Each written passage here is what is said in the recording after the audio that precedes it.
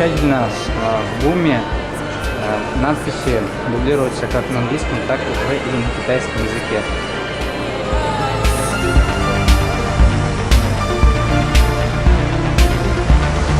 Чуть на трамвае от чистых прудов.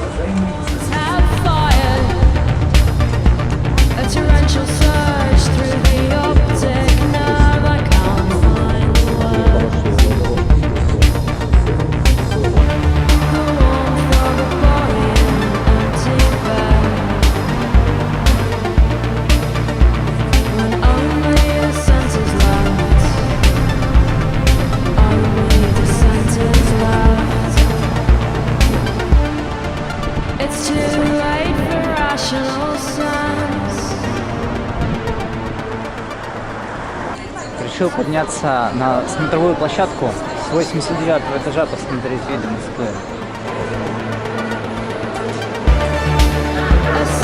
Собственно, вот я на Ленинградском вокзале. Вот стоит уже Сапсан, на котором я хочу доехать до Санкт-Петербурга. Совершаю посадку на скоростной поезд Сапсан. Как вижу, в поезд заходят только китайцы.